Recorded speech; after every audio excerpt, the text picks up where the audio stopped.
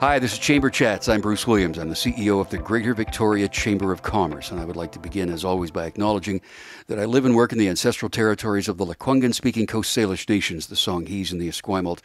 We are privileged and honored to work and live alongside them every day.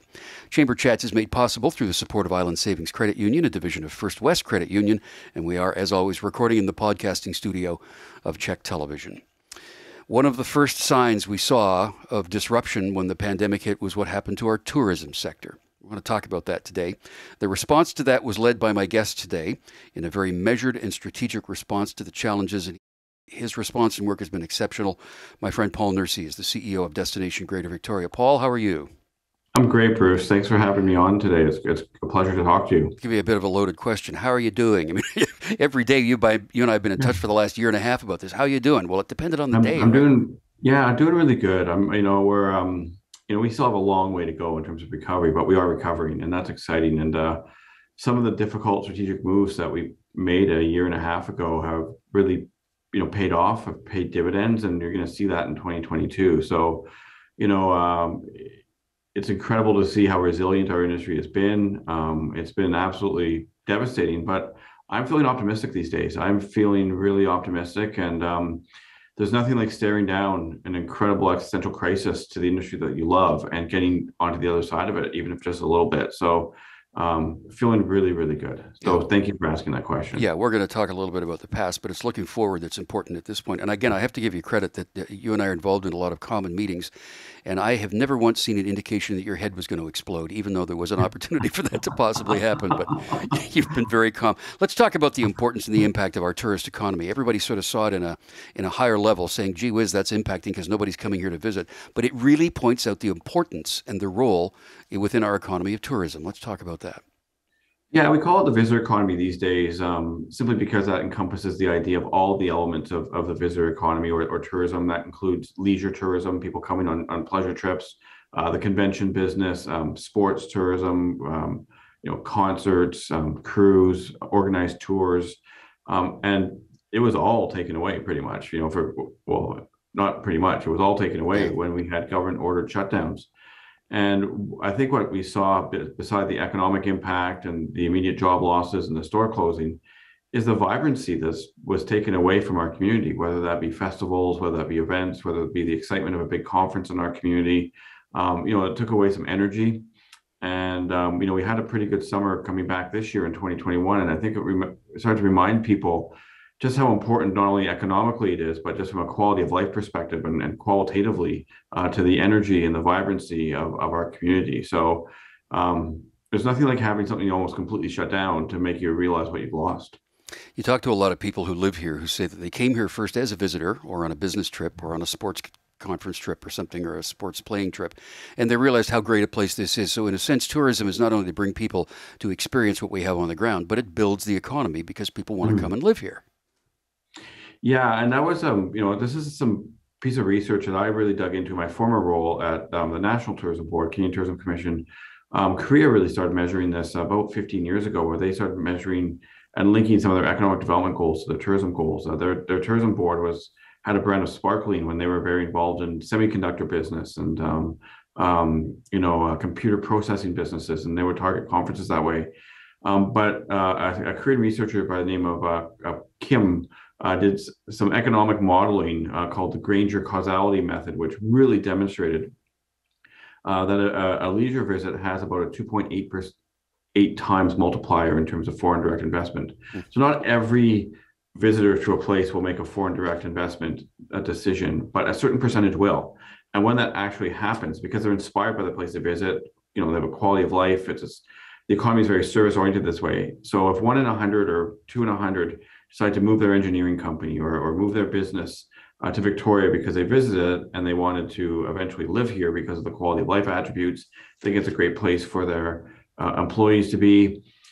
That just makes a massive impact in terms of the overall resilience of our economy. So that was all taken away as well too. So it is a nuanced industry. It is very much what I call like the tip of an iceberg. You see what's on top, but there's so much more below it, below the surface. And It's actually exciting. One of the silver linings of this pandemic is that I feel that our industry is much more appreciated than it was before. It was often viewed as maybe perhaps a bit of a trivial industry, only there for leisure. But I think we're understanding the holistic impact of the visitor economy now, including all these things that we've talked about for the last couple of minutes. Yeah, the cultural part of it too. Any of us go on a holiday, a vacation, a business trip, whatever it might be, to some other part of the world or even across Canada, whether you're sitting on a beach or going to an art gallery or going to a restaurant, you're learning something about another culture in another country, in another continent, in another part of the world. And in that sense, tourism really does help us understand each other better as the human race. Yeah, what if we never traveled? What if we were insular and just lived in our own communities? How would we be different from feudal societies that warred all the time?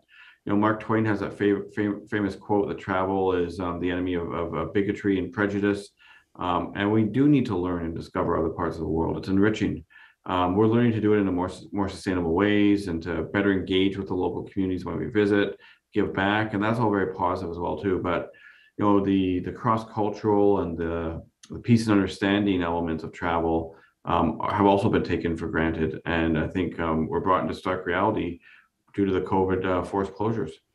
And when people travel here, they realize that this is Greater Victoria, not just Victoria, and we are no longer the place for the newlywed and nearly dead, because there's a lot more vitality here than people may have thought in the past or their preconceived notions of the area, too. Um, we are going to keep looking forward on this, but to put this in perspective, when we talk about, again, the role that the visitor economy plays in our general economy, can we talk a little bit about the first 3 or 4 weeks of the pandemic back in March of Yeah. 2020, Paul? You had to make some very difficult decisions. And a lot of people kept an eye on your sector and your organization to help us better understand the predicament we were actually in. So tell me a little bit about Yeah, that. I'll walk through a few numbers, Bruce, because it really helps provide context. So in 2018, we did a comprehensive economic impact study for the visitor economy in Greater Victoria, and it was about a $2.3 billion direct and indirect contribution. We don't measure induced. We think that leads to exaggerated economic impact numbers. We just measure direct and indirect. 22,000 jobs, and about 600 million in local taxation. We didn't count, the GST and the federal income tax that went out, just the local fees and taxes that stayed in the community as a result of the visitor economy. And when things settled in March, and we saw borders closing and travel restricted, and people told to stay home, I knew it was very serious. I've worked through SARS, I worked through 9/11, I worked through the global financial crisis, and this was basically SARS magnified. So I knew that we were coming to a screeching halt. So our organization, the official tourism board, is resourced by hotel tax and or a structural lodging tax and memberships as well. And I knew because we had just put about $2.5 million into the marketplace for spring, because that's what we do every year to get ready for the summer season, and then we get paid in terms of bed tax. In October or November from the summer season, 2 or 3 month lag to allow the time for the hotels to remit to the Ministry of Finance and then to remit to the eligible entity, which in Victoria is our organization. I knew we were going to get none of that back. So we were facing insolvency as an organization, and this institution has served Greater Victoria since 1974. And I wasn't the only one that was facing insolvency. Many tourism boards across Canada were facing insolvency in a matter of months. So the only real lever I had to manage was labor. So we went from about a 45-person organization and a $9 million operating budget to about we think about a $1.5 million operating budget and about 11 people, all on reduced hours, all on reduced wages, all on part-time hours, but just to keep that critical core functioning entity to be there to service our members. We have members just like you, and many of them are the same. And Bruce, we worked so well with the organization in the last 2 years. I'm very grateful for that relationship. And but we had to be there to service them as well too. They were looking for leadership. We had to advocate on their behalf. So we had to keep certain core functions intact. But we had to, pull apart a world-leading organization. We were absolutely crushing it in terms of the Victoria Convention Center. We completely turned that business around. We've been having major wins in terms of sports tourism. And we had to just stop all of that. And how tragic that was. But we were able to preserve our core capital. We were able to survive, and then things like the wage subsidy came through, and now we've been able to build back in a very lean and a very sustainable business model going forward. So again, silver linings and extremely humbling. Yeah, government support was, of course, under the microscope across all sectors and everywhere in the economy, and tourism rather was no exception. I want to talk about that next. Paul Nursey is our guest today on Chamber Chats. He is the CEO of Destination Greater Victoria. So, Paul, everybody's pretty quick to both accept and criticize what governments decide to do at any given time. But throughout the pandemic, and certainly in your sector, um, response was a little bit uneven, but nonetheless there was some there. But it seems that some of the support was maybe not as quick or as swift as it could have been. Would you agree with that? Yeah, I think it was a mixed bag, and I want to give credit where credit is due. Yeah. First off, I mean, I think all businesses, we call these a horizontal policy measure, benefited from the wage subsidy, and then followed by the commercial rent subsidy. And our sector, as I mentioned earlier, the destination marketing organizations in British Columbia did receive a $10 million support in May of 2020, and it was prorated across the 60 or so that there are in British Columbia, because every community has a like organization like ours. Most do, most that are serious tourism players. So that was an initial tranche. But what was slow to come from all levels of government, with the exception of our local governments here in Victoria and throughout the region, who did some very creative stuff around, short-term property tax deferral for a couple months and things like that. That was helpful in 2020. But the industry-specific relief was very slow in coming. It started to come, almost 6 or 7 months later with the BC Small Business Grant, which wasn't really specific to tourism. We saw play out in the press the prolonged discussions with the airlines, and they had to cut back, critical access, particularly to secondary markets like ourselves. And then supports, provincial supports for major attractions, tour bus companies, those all came kind of early this year, so a full year into the pandemic. So it's hard to be critical because supports did come. But there are other provinces like Quebec that were much quicker to get supports out, which allowed the private businesses not to take on as much debt and to have more certainty to plan for recovery. Whereas for essentially a full year here in British Columbia, there was a lot of uncertainty, and we were, lobbying vigorously, and it was a real head scratcher. Maybe the optics weren't right when travel was being actively discouraged. I just don't know what the reasons were, but that second wave of support was slow in coming, but ultimately it did come kind of the winter of 2020 to spring of 2021, almost a full year after the onset of the pandemic. I think that health authorities and governments on the provincial side, at least, and federal too, I guess, have learned a lot about managing a pandemic, which they will put in the manual for next time. But one of the things that I guess that we've all learned, your organization and you and I work together on this, about the protocols around reopening the border. It first happened that Americans could come here, but we couldn't go there, and then they opened up the land border and the air border, but the marine border stayed closed. So what have we learned from all of that? I think what we've learned from that is that officials are human beings too. I think elected and unelected officials are human beings too. Just before this email, I was sending some emails back and forth to a dear colleague and a dear friend in Ottawa who works in the tourism branch, again asking why isn't Kenmore Air allowed to fly into our inner harbor? YYJ, Victoria International Airport's open. Coho is operating, but why is a 10-seat de Havilland Otter somehow some sort of risk that they're not, right? So these are humans briefing up to ministers, and ministers are humans interpreting the briefs and making the decisions that they can. And then it's all filtered through the lens of politics and humanity, making the best decisions that they can.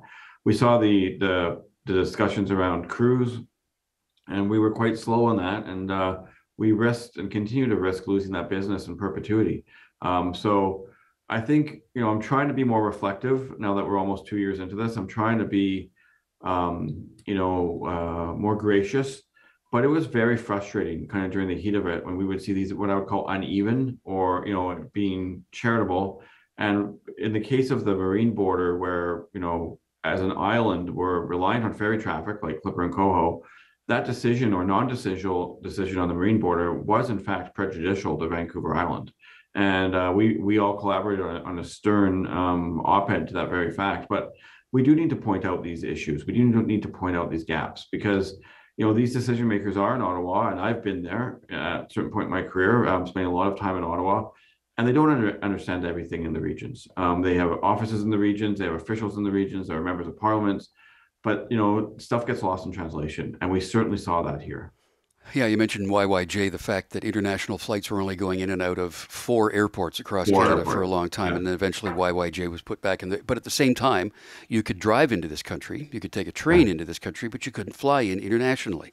So those kind of regulations, of course, are going to be something we keep an eye on. But now that this is back in place, much of what we do here in your sector relies on American visitors. What about Yes. international travel? What does that look like? Well, we need it to be profitable. Yeah. So, like, bottom line, to return to profitability and long-term sustainability, we need American travelers. And we do have the borders open again, but the PCR testing requirements are a big barrier. It's very expensive. Clipper will not be running again until that PCR requirement is reviewed. And American visitors represent about 30 to 35% of our total visitation to the Greater Victoria region by volume, but represent 50 to 55% in terms of spend. So you can just see that exponential impact. And they're really good travelers. They usually come from very, well, I use labels like this, but progressive or blue states.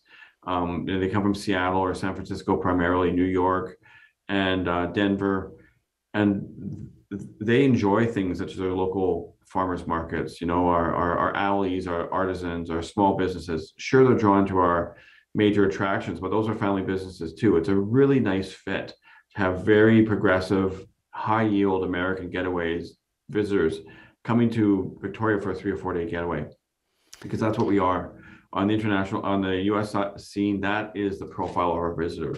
Internationally, a lot of our visitors are on organized tour groups that go through the Rocky Mountains. They're on a Canadian Rockies tour, and Victoria, or the Rocky Mountaineer Rail, or an Alaska cruise that goes in and out of Vancouver. And Victoria can be a 1 or 2 day extension onto that tour series. So those are good visitors as well too, but not quite as lucrative as the American visitors. And of course, the most lucrative visitors, the ones that we spend the most time on, even though they're not the highest volume, are the convention delegates. A convention delegate will spend, whether they're from the United States, Canada, or elsewhere, they spend 400% what a Canadian leisure traveler will spend, because they're on an expense account. They can engage in hospitality. They usually stay a day or two after their convention because they've always wanted to come to Victoria. And we have to get that business going again too, because it's so critical for the off season, because conferences happen year round, not just in the summer season. Yeah, they're the ones that are going to look around and maybe come back here and start a business or move their business here. But Yeah. okay, And they so book years in advance, so we know they're coming. So it's really important stuff. yeah. So we've relived the past couple of years through media. We've watched it all happen. I think it's time to look forward. So we want to talk Yeah. about what's next and what's coming up in 2022. Paul Nursey is our guest today on Chamber Chats. He is the CEO of Destination Greater Victoria. So here we are on the threshold of a new year, moving forward. It's going to be a better year. We know that. But what does your organization have planned, Paul, to get things back on track? We have our biggest year ever planned, believe it or not, Bruce. Cool. It's going to be really amazing, and we're really fired up here. So as I mentioned earlier, we made some very difficult decisions. We've cut overhead drastically at our organization. We're down to maybe a third of where we were. We've engaged a global agency that can scale, so I can re-engage services around the world without having to add to my overhead or to my balance sheet exposure.